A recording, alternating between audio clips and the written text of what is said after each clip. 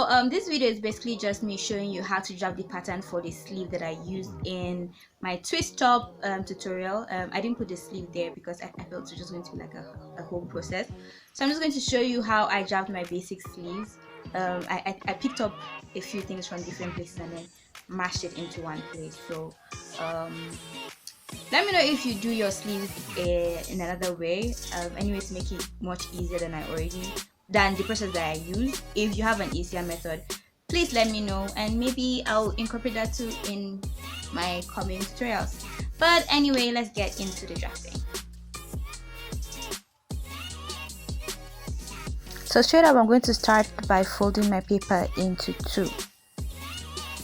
I'm going to start off by marking a starting point from the top of my paper like so, and then I'll take out the back of my block. Then I'll measure.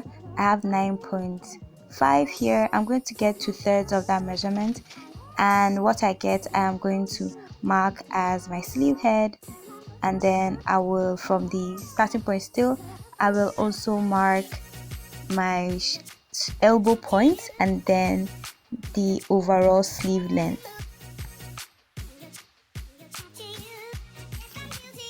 I am then going to square out at all these points. So I'm squaring out at my overall sleeve length for my wrist, and then at my elbow I'm also going to square out, and on my sleeve head I'm also going to square out. This is going to be where my bicep measurement, half of my bicep measurement is going to be placed.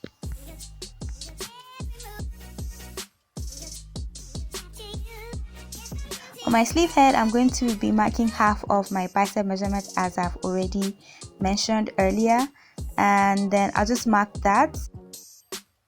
Then on my wrist, I'm going to be marking half of my wrist measurement. Then I'll be adding 1 inch to that measurement as well. I'll now connect my bicep point to my wrist point. Now to finish off my sleeve head, I'm going to be creating an S-like kind of curve from my starting point to my bicep point. I'm using the straight line as a guide, even though like there are other methods where you actually do a lot of calculations using the straight line, but I'm just using this as a guide, making sure that my curve goes over the line and then curves gently into the bicep point like so. I'm also just using my curves to just make my curve more smoother. So from this point I'm just going to cut out my pattern, and then after cutting this out I'm just going to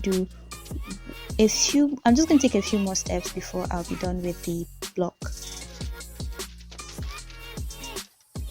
So I'm now opening my pattern up. I'm just going to extend all these lines that I already have. So my sleeve head line, my elbow line, I'm just going to extend those, and then I'm going to create a grain line that will run through the center of my sleeve block. I'm now going to mark this side as back and the other side as my front.